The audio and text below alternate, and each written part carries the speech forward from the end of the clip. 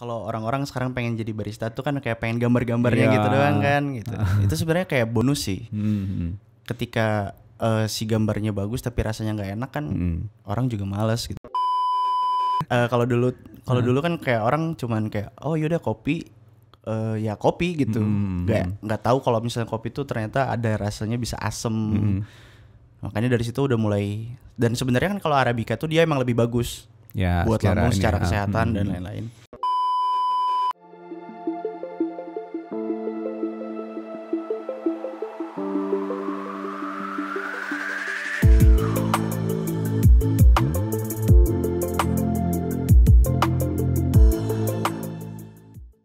Halo kawan-kawan Maranatha, jumpa lagi di Ice Podcast bareng saya Rizdo dan ini ada teman kita yang baru, namanya Gede. Ya. Salam Ice semuanya, integrity, care, and excellence. Nah, Gede ini seorang apa nih Gede? Seorang mahasiswa di Maranatha, jurusan sastra Inggris. Oke, angkatan 2019. Iya, berarti sebentar lagi dia akan pergi teman-teman. Ya, didoakan saja. Enggak ya, masih agak panjang lah ya, masih. Iya, udah mulai sekarang sih. udah skripsi atau belum? Lagi mau ke tahap proposal seminar sih. Oke. Nyari topik. Nah, tapi kita nggak mau ngomongin skripsi dia, pasti rumit. Betul. Ya. Jadi kita mau ngomongin soal kerjaan dia. Dia punya kerjaan sampingan. Ya? Betul. Kerjaan sampingan. Oke. Sampingan yang menghasilkan. Menghasilkan sih. Ini satu profesi yang sekarang lagi ngetren ya. Mungkin dari banyak orang karena banyak coffee shop penjamur di mana-mana gitu kan. Anak-anak senja datang gitu. Terus harus bertemu dengan, dan sekarang kan udah mulai banyak pilihan ya kopi dan macam-macamnya. Jadi Gede ini seorang barista ya. Barista. Jadi namanya barista kalau kopi ya. Barista kalau kopi barista. Ya, berarti itu kerjanya ngapain tuh, bikin kopi berarti. Bikin kopi, ngurusin ngantar-ngantar, terus kasir, bersihin toilet segala macam. Semuanya sih. Desainer produk itu kan, produk, marketing dan lain-lain lah. Tapi gajinya cuma barista doang ya. Itu dia. Bercanda. Nah, adalah pokoknya salah satu kafe terkenal ya. Betul. Di Bandung lah ya kita ini. Terus sejak kapan jadi baristanya? Sebenarnya kalau mulai banget tuh dari SMA. Dari pas libur UN dulu. Libur UN iseng, dulu suka ngopi awalnya suka ngopi, terus si ownernya tuh kayak merhatiin, wah nih anak sering banget ngopi. Awalnya dia diajakin buat, lu mau nggak les kopi gitu, bikin kopi. Oke, itu ada les khususnya ya? Ada sebenarnya. Terus dia nawarin, terus ada range harganya. Saya bilang kayak, wah Kang, gak bisa, uangnya dari mana kalau segitu, kan gede waktu itu uang. Akhirnya lama kemudian di-courting tuh harganya, 2 bulan kemudian akhirnya terakhir udah lu masuk aja sini belajar sama gua, tapi syaratnya ya lu kerja gitu, magang jadinya. Jadi waktu itu belajarnya berapa lama? Sekitar awal banget tuh sekitar mungkin 4 bulan lah. Oke, baru habis itu magang. Udah sambil magang waktu itu atau? Udah sambil magang. Jadi sambil gitu. Itu sebenarnya susah nggak sih? Bilang kalau susah. bikin barista itu teh. Sebenarnya dibilang susah gimana ya? Agak ya susah-susah gampang lah gitu. Jadi apa yang biasanya kalau yang diajarin biasanya atau ke skill apa sih biasanya kalau barista itu kalau secara umum boleh digambarin kira-kira kerjaannya gitu? Secara umum tuh yang pertama kalau skill yang harus dipunya tuh yang pasti public speaking. Karena mau nggak mau kita pasti interaksi sama customer ya. Terus udah pasti harus bisa minum kopi dong. Iya. Minum kopi yang nggak pakai gula gitu ya, espresso gitu ya. Anak kopi banget. Anak kopi banget lah pokoknya. Terus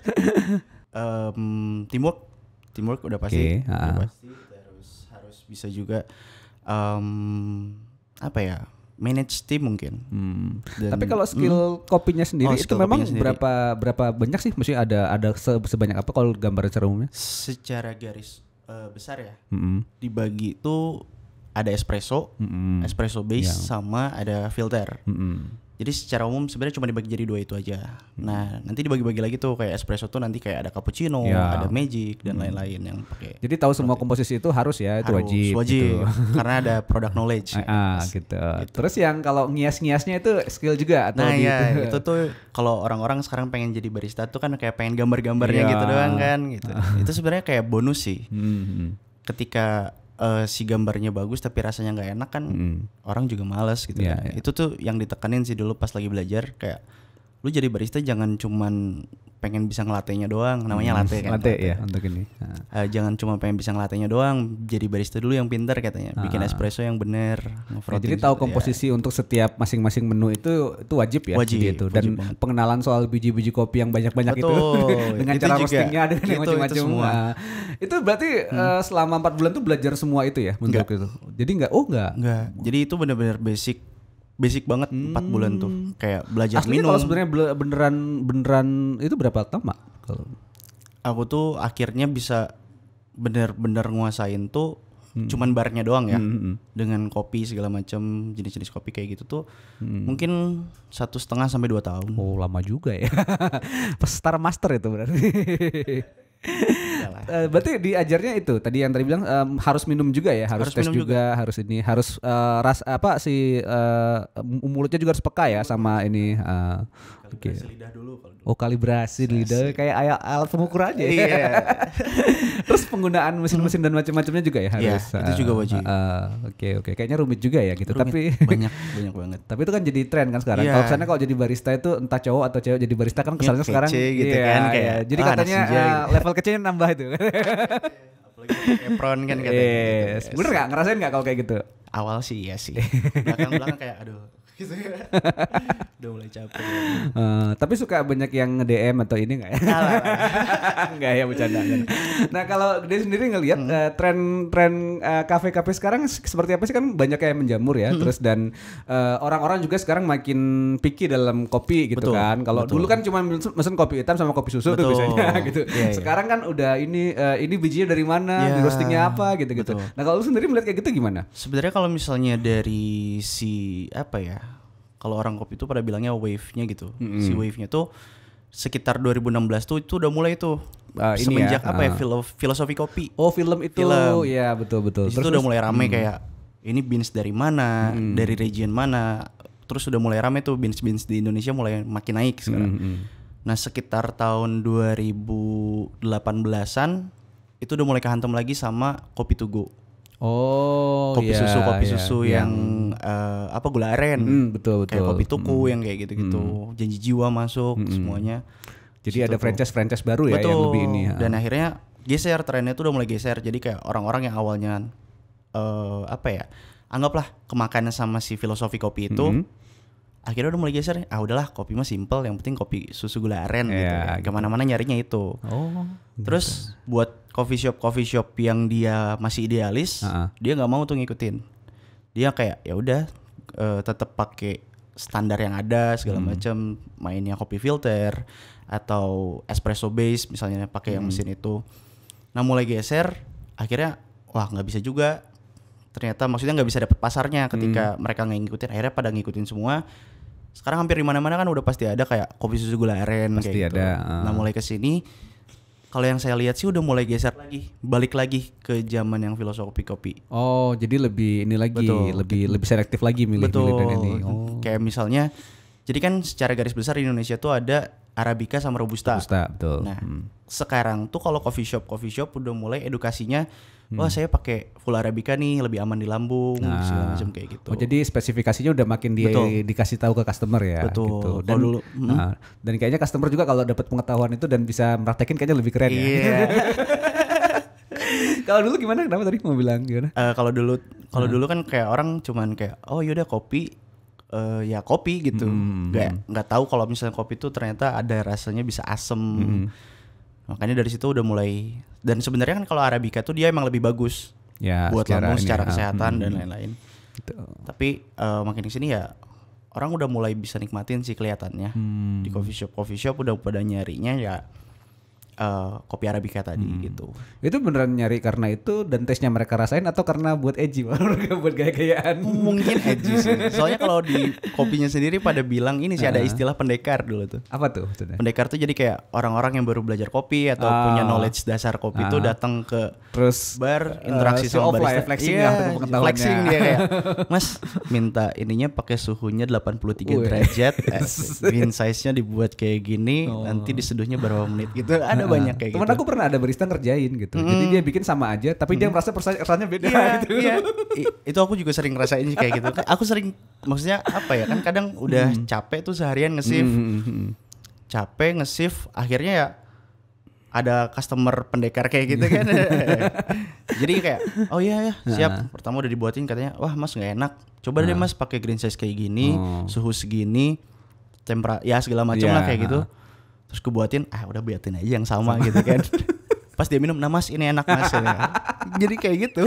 Oh ya siap mas. Jadi cuma kayak ya sebenarnya supaya ini. Iya.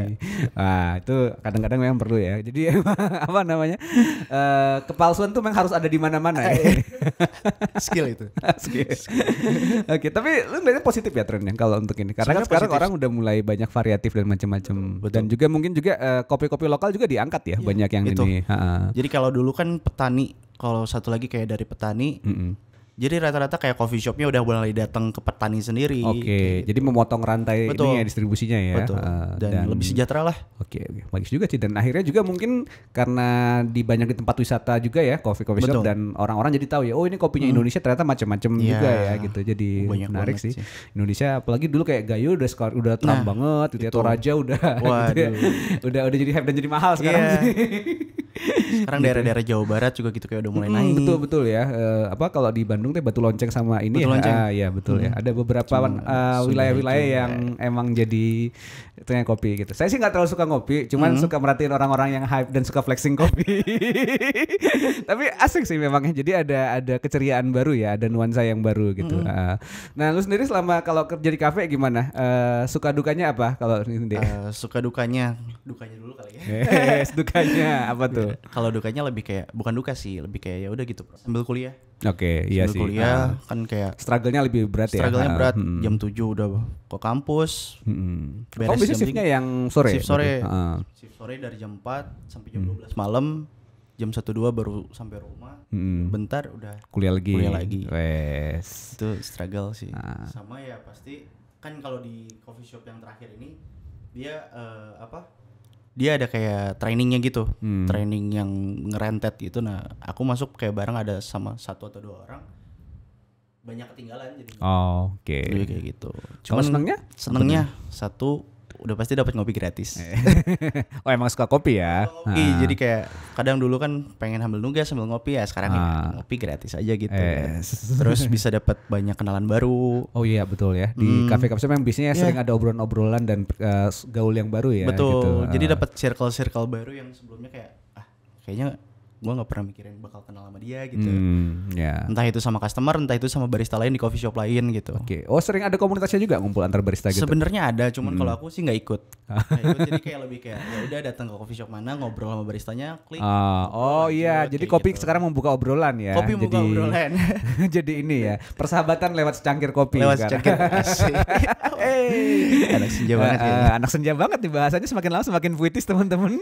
Dan itu jadi efek sosial juga ya. Jadi maksudnya banyak orang yang akhirnya punya gaya sendiri gitu ya. Jadi ada ya nuansanya jadi beda sih. Ada maksudnya cafe shop itu jadi coffee shop tuh bukan cuma sekedar minum kopi jadinya kan. Ada vibe yang berbeda gitu ya.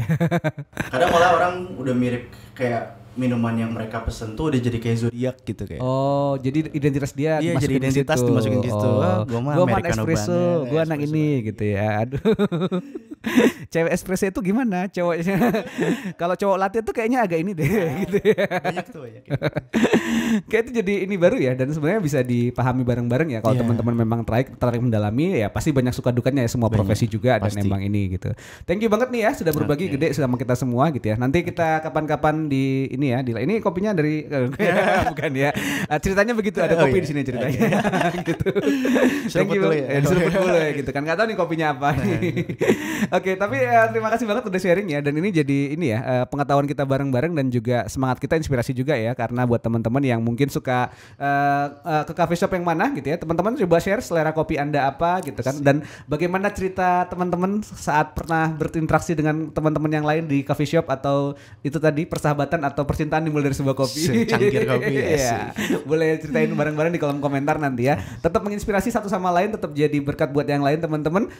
Sampai jumpa lagi di bahasan Ice Podcast berikutnya. Salam Ice, integrity, care, and excellence.